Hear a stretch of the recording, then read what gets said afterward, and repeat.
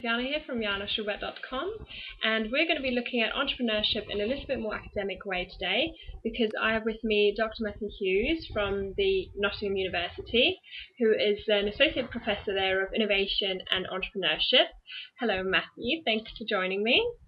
Thanks, how are you? We're going to be talking a little bit about what it actually really takes to be an entrepreneur today in this world, I suppose, with a little bit more of an academic background, because that's what you do. Do you want to tell us just briefly a little bit about what your focus is at the University of Nottingham? Yeah, sure. Well, me personally, I'm the Associate Professor of Entrepreneurship and Innovation. I'm also the Director of the MSc Entrepreneurship, and generally my main area of expertise is entrepreneurial management, and I teach things like corporate entrepreneurship, entrepreneurial management, introducing entrepreneurship, and so on and so forth. Okay. So actually, I'm going to jump ahead a little bit and ask, what difference do you think it makes to actually study these subjects as opposed to learning entrepreneurship in the real world nowadays? Sure. I mean, one of the key success factors, quite clearly, for any business person or entrepreneur is the ability to learn. So that goes without saying. So in that sense, from an entrepreneur's point of view, such as your own, then what you're looking at is how can I learn from the experiences that I've had, the decisions that I've made, the outcomes that I encountered as I was going along, and what chain of evidence can I then build up to make better decisions. Now, the catch in this, in that sense, is that the entrepreneur can only learn within their own frame of reference. So, for example, they will learn within the context of their business, the operating environment that they're in, and in doing so, they generate knowledge structures or schemas and heuristics, as the academic researchers called it. Now, that's what would happen under any given context. The downside then is that your worldview as such becomes locked into what you've experienced. It becomes path dependent, maybe. So the job of somebody like me, or the job of being in the university, really is to expand, on one hand, your entrepreneurial capability, but also your managerial capability to make better and more informed and more intelligent decisions under uncertainty. Because entrepreneurs on a daily basis operate under considerable uncertainty. So what we do on the MSc in entrepreneurship, for example, is look at how do we unpack these entrepreneurial and managerial capacities so that you can then make better decisions under uncertainty. Yeah, no, as I understand it, it works a lot based on case studies as well. So you kind of learn on real life examples. It's not entirely, just by the textbook, is it? Yeah. But you were just mentioning about entrepreneurial capabilities and skills. Now, what do you think it does really take to be an entrepreneur in this world today? I mean, to a certain extent, it depends on how we define, what is an entrepreneur, and also who is an entrepreneur. I think that's also an important question. So, in terms of what an entrepreneur is, in very straightforwardly, and maybe in the sort of classical way that we understand entrepreneurship, then an entrepreneur is anybody who goes out there and takes risks, operates under uncertainty, and starts their own business. And that kind of a definition goes way back to 1750. The first ever use of the word entrepreneurship as act and take risk and uncertainty. It could be simply just somebody starting up a business is an entrepreneur. Some of the academic work has tried to look at entrepreneurship in a different lens. So almost just over 100 years ago now, Schumpeter, who I suppose characterizes one of the more heroic views of entrepreneurship, which captures it as gales of creative destruction. In other words, it's somebody who goes out there and radically innovates, does something completely different, comes up with either a new product or a new service or something that truly is world changing or something really into the world. But in another sense, also you can look at the person who goes out there and tries to make a difference and improves on things and tries to do things a bit differently. And classically, that's an entrepreneur. Now, the other aspect of this is an entrepreneur can operate in the public sector, in the private sector, the corporate sector, or even as the person starting up their own business.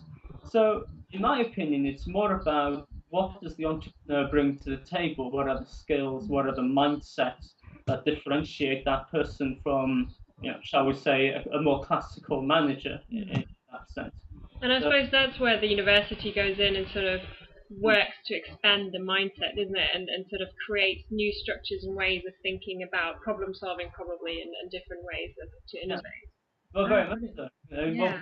we do is, our view of what makes a successful entrepreneur is classical things such as creativity and opportunity identification.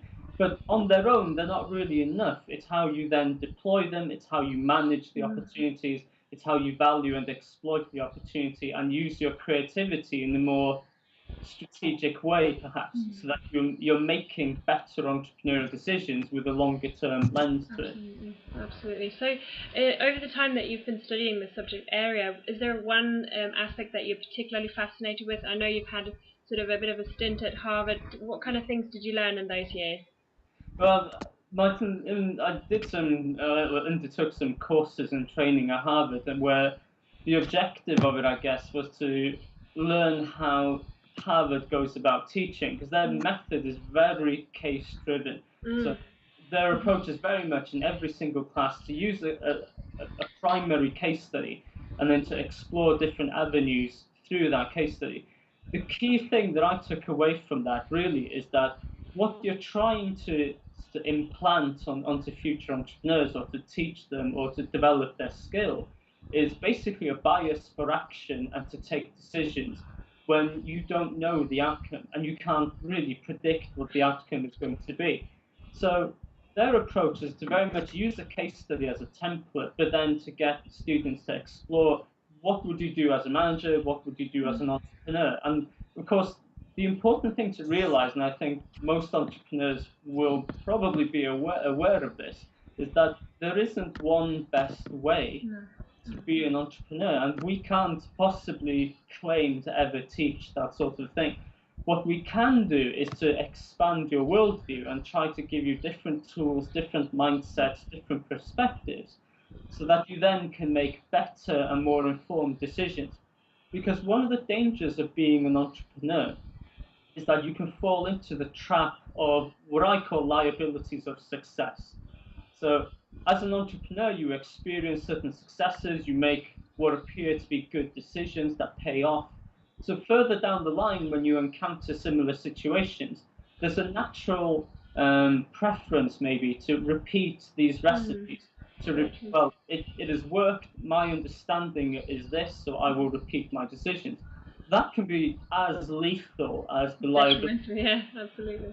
So, our job is to really unpack that decision-making process without taking away the natural tendency for the entrepreneur to want to identify opportunity, to want to be creative in that sense. Absolutely. So, I hesitate to use the word tempering. That's not really what this is about. It's more about augmenting in that sense and making better what entrepreneurs do on a daily basis. Absolutely. So what can you learn from an academic point of view that you can't learn from a sort of real life scenario?